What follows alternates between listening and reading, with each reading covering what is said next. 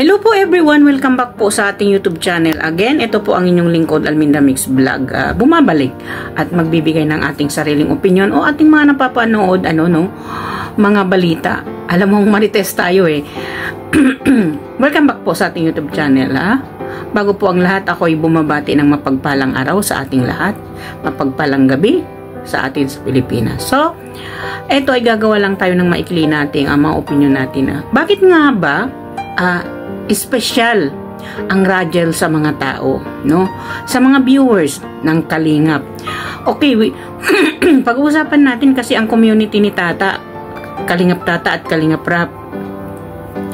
Nandito umiikot sa Kalingap community, Kahit naman siguro yung mga iba nagiging community na rin ni Kalingap Rap. Nang dahil nga ay marami talagang sumusuporta dito, Ang tanong natin dito, bakit nga ba napaka-espesyal ng Rajel sa mga tao? Ano nga bang mayroon ang love team ng Rajel na ito at ay kumbaga, hinahangaan ng todo. Nung ito ay inanunsyo ng big founder ng Kalingap na si Kuya Bal Santos Matubang na ihinto ang paggagawa ng love team ng mga K-boys, na kasi of course naman they are not allowed talaga kung nasa community ka, ng team na ganito. Pero bakit nga ba iniyakan, maraming nalungkot, maraming nagalit ang pagkawala nito? So ito yung pag-uusapan natin mga ka-Rajel, Ano nga bang mayroon sa Rajel at bakit? Gustong-gusto ng mga tao ang Rajel, Isa pa, mayroon akong mga komento na babasa dito sa akin na dito team ng Davao, Shoutout sa mga team Davao. Ay magluluksa daw talaga sila kung mawawala ang Rajel, Ano kaya ang mayroon? Bakit special sa feelings natin? Special sa atin ang Rajel, Dahil ba doon sa chemistry nila na hindi lang nakaka-inlove, nagpapasaya sa ating puso, nagpapawala ng ating mga stress, At dahil siguro sila ay compatible sa isa't isa, So, dito sa pag-anunsyo ni ating founder, si Bal Santos Matubang, si Kuya Bal, na talagang they are not talaga allowed naman, Kung talagang ibabase natin sa rules and regulation, hindi naman talaga pwedeng gumawa, ng love team ang iba besides kay Kalingap Rap, kasi si Kalingap Rap, kasi siya naman talaga ang founder ng love team dito sa community niya, Pero ang natin doon, yung parang na base natin, napapanood natin sa mga reactors ng Kalingap na hinohope nila talaga na mayroon pa ring Rajel, kumbaga pinagdadasal ng karamihan, na talagang mayroon sana makontinue yung Rajel, kahit hindi sa Kalingap Tata ang magbablog, ay itong si Kalingap Rap,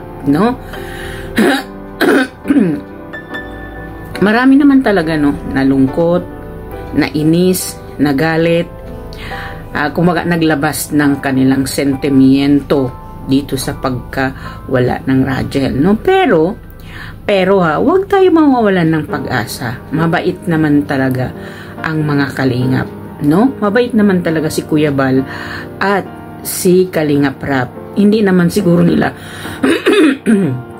hindi naman siguro hahayaan ni Kuya Bal at ni Kalingap Rap na magsentimiento tayo na nanonood, na alam naman natin nawiwili tayo dito sa Rajel, Lahat naman, kahit naman ang love team ni Kalingap Rap ay nawiwili tayo kasi doon tayo kumukuha ng hugot natin na mawawala ang ating stress. Lalo na pag ikaw problemado, pag mapanood mo yung ganyan na talagang nakakatuwa, nakakakilig, nawawala yung stress mo kahit man ilang minuto lamang. So yun siguro yung ang gusto ng mga tao dito sa Rajel, dahil natutuwa at nakikilig at nawawala yung stress nila. pati naman kaming mga OFW, no? Nawawala yung stress namin kung napapanood namin yung mga love team na yan. Hindi lang naman dito kay Kalingap Rap ang mawiwili tayo. Kahit naman dito sa aming pinuno si Ka-Business, kung may love team siya, ay doon din kami nakaka-focus. Kasi nakakawala kasi ng stress. At saka yung mga good vibes na ginagawa nila, nakakawala ng stress sa papanood ng charity vlogger, no? Nawawala ang stress natin, nai-inspired tayo sa buhay natin na mayroon tumutulong na charity vlogger tulad nila, no? Itong Kalingap team, Ka-Business community, Pugong Biyahero community, marami pang ibang community na charity vlogger na natutuwa tayo na nakakatulong sa ating kapwa, no? Na hindi man tayo nakakatulong, pero sa pag-views natin, sa papanood natin sa kanilang mga vlog, ay nakakatulong. Malaking tulong yun sa atin, no? Makating tulong sa amin bilang isang vlogger, ano? I-consider ko na po yun kasi nagbablog din ako kahit yung reaction lamang, no? So dito sa Ragel, sagutin ninyo ko bakit. Isa-isa ninyong sasagutin, i-comment ninyo down below kung bakit special sa inyong mga viewers ni Tata ang Ragel. Ano bang mayroon? Ano bang nakakurot dito sa puso ninyo ang isang love team ni Kalingap Tata na Ragel, no? Kasi marami nang nanghihinanakit, maraming nalungkot, maraming mayroon nang umiyak, mayroon nang nasasaktan, mayroong nagagalit, mayroon din namang hindi nagagalit, no? Mayroon ding kumbaga sa side by side, no? Mayroon din naman talaga nagsasabi kung dapat ibigay na lang kay Kalingap Tata ang Ragel, no? Mayroon din naman nagsasabi ay kay Kalingap Rap talaga ang love team mo. Oo naman, no? Wala naman tayong pagtatalo doon. Talagang si Kalingap Rap lang naman talaga ang may karapatan sa love team kasi siya yung founder ng nagla-love team dito sa Kalingap, ano? So, aside from that, no, hindi naman tayo pwedeng manguna o kung ano yung maging opinion natin, ano. Dito naman kay Kalingap Tata, ano, hindi naman alam ko maraming nambas kay Kalingap Tata. Kaya siguro na nahimik si Kalingap Tata at nasaktan dito sa pambabas sa kanya din at sa pagpapahinto dito sa Ragel, no? Nalungkot at nasaktan at nagtampo ito si Kalingap Tata, no? Syempre hindi natin maiwasan 'yon. Kumbaga nabigla siya, no? Doon, pero bagamat ganun ang nangyari ay sumusunod pa rin si Kalingap Tata sa rules and regulation dito sa Kalingap. Bilang isang Kalingap, talagang sumusunod. Dapat talaga siya sumunod sa rules, kung ano yung rules ng team, ano? So, dito naman sa na parang ni Kalingap Tata, kasi ang kanya naman kasi, no, ang siguro, yung nagawa niyang ipag-love team si Coach Ralph at saka si Angelica, tulong din na yun niya para sa kinabukasan ni Angelica, no? Tulong din niya yun sa ni Angelica at tulong din niya doon sa mga iba niya ring mga beneficiary na alam naman natin, no, na mayroong beneficiary si Kalingap Tata, itong magandang dalaga, artistahin ang muka pero nawala sa katinuan. Itinutulungan din niya yon, ano? Mahirap din naman talaga. Danas din yon ni Kalingap Rap ang magkaroon siya ng mga beneficiaries na nawala sa pag-iisip. Ang laki ng nagastos ni Kalingap Rap dyan sa mga tao katulad ni Rina, no?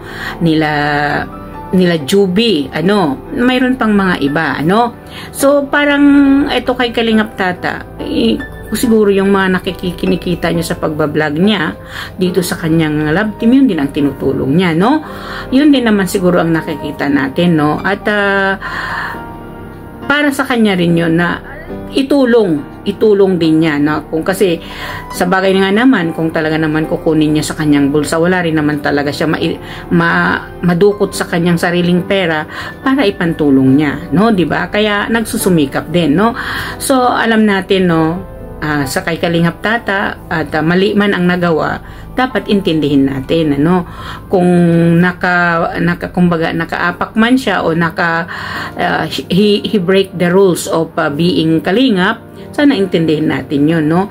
Wala namang perpektong tao sa mundo, no? At sana dito sa sa puntong ito, at sana ibabalik din, no? Mababalik nun at mahipo natin ang puso ni Kalingap Rap at ang puso ng founder, na ama ng founder na si Kuya Bal Santos Matubang, na mahipo natin ang kanyang puso at mahipo ng Panginoon na maibigay at maibalik ang Rajel, no? Ang love team ng Rajel, no? Kasi marami talagang nalungkot. Hindi lang naman ang si Kalingap Tata ang nalungkot talaga, na napaiyak, pati na rin ang mga viewers o mga fans ng Rajel nalungkot naman talaga, ano? Kasi ang nila, na wag daw talaga, kahit naman daw na si Kalingap Rap na lang ang mag-vlog kay Rajel, sa Rajel, as long as mayroon Rajel, no? Hindi naman nila inaano na kahit si Kalingap Rap, kasi alam naman natin talaga na ang founder ng Love Team ay si Kalingap Rap, no? Irespeto natin yon, at irespeto din natin ang ama ng founder na si Kuya Bal Santos Matubang bilang isang founder. Kung ano yung desisyon niya, irespeto natin yon, no? Kasi in every community may mga rules naman talaga, mga karajel, mga kachika minute natin yan. Hindi natin pangunahan kung ano yung mga rules ng bawat team dito sa community, sa social media, no? Wala pong team, walang regulasyon, walang team na hindi ka dapat sumunod. Talagang pag may team ka sa community, dapat sumunod ka kung ano yung patakaran nila, no? Hindi tayo pwedeng lumabag sa kanilang patakaran, no? Kung ikaw ay isang membro ng team na yun, hindi ka pwedeng lumabag sa kanilang rules, no? Hindi ka pwedeng lumabag sa kanilang kung ano yung rules and regulation nila. Yun po talaga yung team. Dapat maunawaan natin. Alam naman po natin, tayong nanonood o yung mga fans ng Rajel, na ang pangungunawa natin ay kumbaga, bakit ganon? Bakit tinanggal? Bakit? Marami tayong haka-haka, marami tayong question. Hindi natin naiisip kung ano yung rules doon sa isang community na yun, na ang hindi dapat gawin, kung ano yung dapat gawin. Yun po ang unawain natin. Huwag tayo magalit sa founder ng Kalingap, at huwag din po tayo magalit kay Kalingap Rap, kasi napakabait nila eh. Hindi naman siguro nila yung papabayaan si Kalingap Tata, na alam naman nila maraming tinutulungan din si Kalingap Tata. Lahat naman ng K-Boys may mga beneficiaries sila na tinutulungan, ano? Yun. Kaya sana wag na tayong magalit, no? Wag na nating pairalin ang ating galit, ang ating pagtatampo. Ang gawin po natin ay we are going to pray na magiging smooth din yan, at i-hope natin, no? I-pray natin babalik din ang Rajel one day soon, no? Lang po tayo, mag-relax lang tayo, manood lang tayo sa mga vlog ni Kalingap Tata, ni Kalingap Rap, ang kanyang mga love team, at ang beneficiary ni Kalingap Tata na tinutulungan niya, ano? Yun na lang po ang gawin natin. So well, mga karajal, mga kachika, hanggang dito na lang. Mega love shout out po sa aking mga bagong subscriber dyan. Maraming salamat po sa tiwala ninyo sa akin. Hanggang sa muli po, itong inyong lingkod, Alminda Mix Vlog, nagsasabing may Allah bless us all, no? At hanggang sa muli po, mga karajel at mga kachika natin dyan. Bye-bye po!